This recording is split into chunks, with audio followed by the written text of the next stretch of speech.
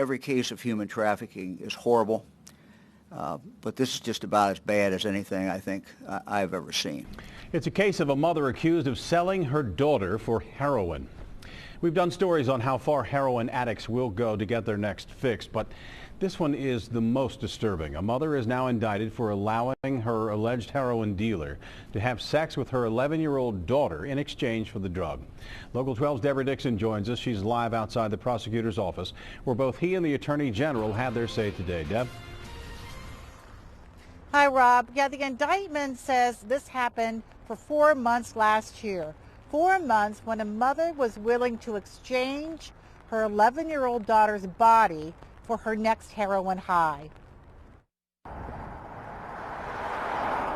The girl's mother lived here in rural Pleasant Plain, Ohio, across from a cornfield.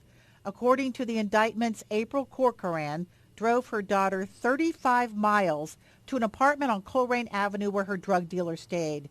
Imagine how long that drive felt to the little girl, who knew what was going to happen when she got there. The sex acts are detailed in the indictments against Corcoran and dealer Shandell Willingham.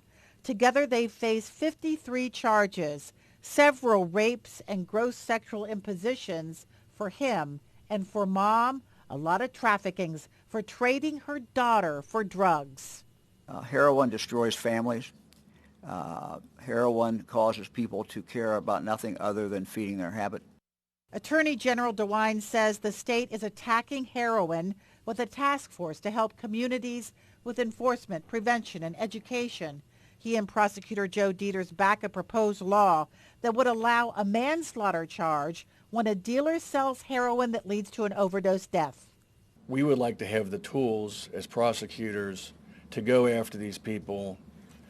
Well, I mean, it resulted in 300 deaths last year here in Hamilton County, and we'd like to go after them. Could such a law have stopped Willingham from selling heroin to Corcoran, and Corcoran from selling her own daughter's body? The little girl now lives with her father and stepmother, the woman she opened up to.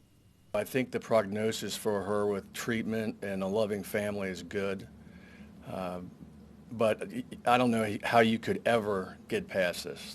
How did a mother who lives in the country get hooked on heroin? And how could she do this?